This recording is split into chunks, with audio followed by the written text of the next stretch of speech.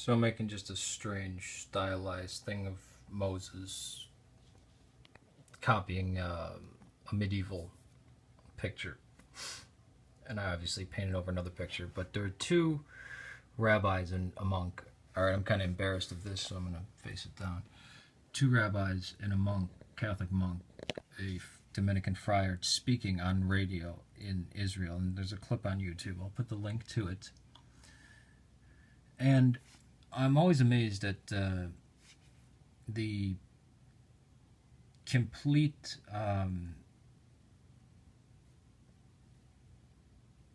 ignorance and misinformation there is among the Jewish community at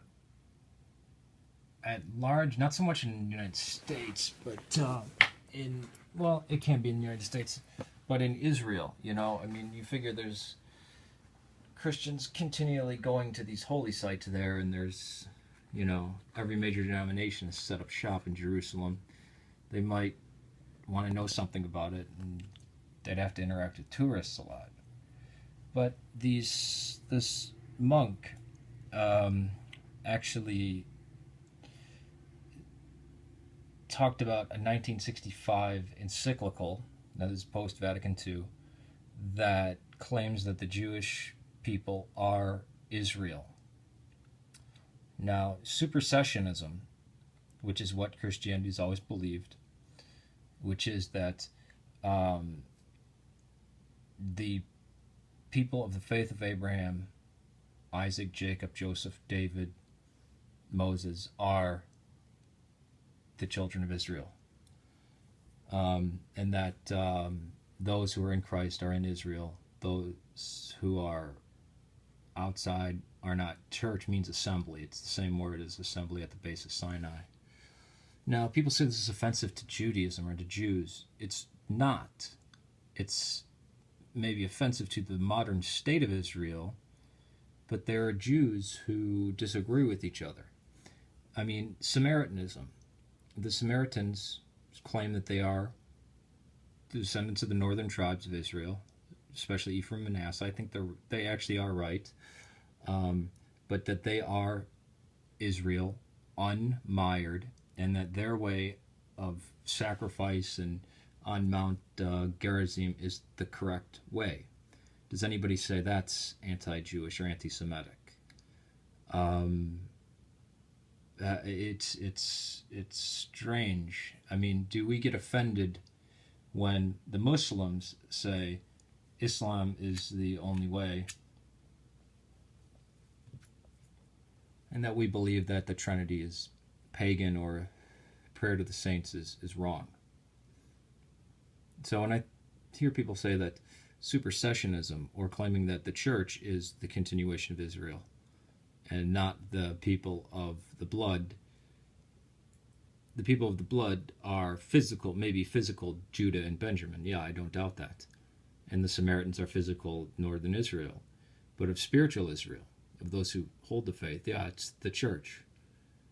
The fact that this would offend any religious Jew, I mean, they're of a different religion. Why would they? It strikes me as it offends political people who have no use for Moses or God.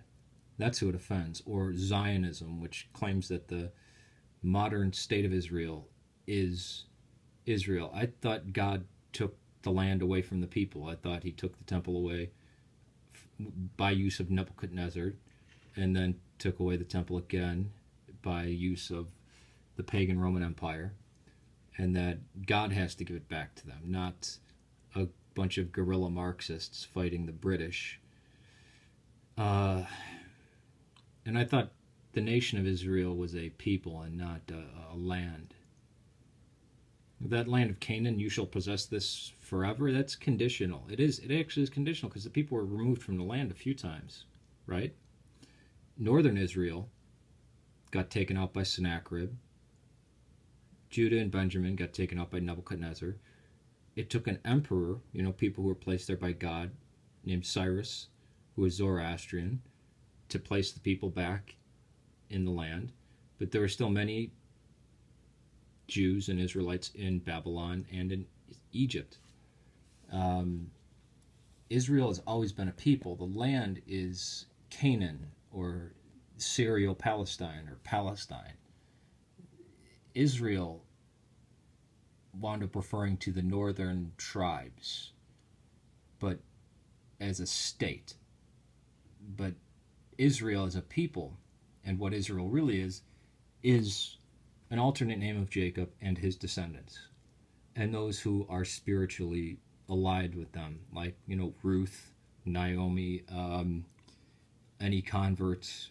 And since the Son of Man has come, those who reject the Son of Man are not part of Israel. Those who accept the Son of Man are Israel.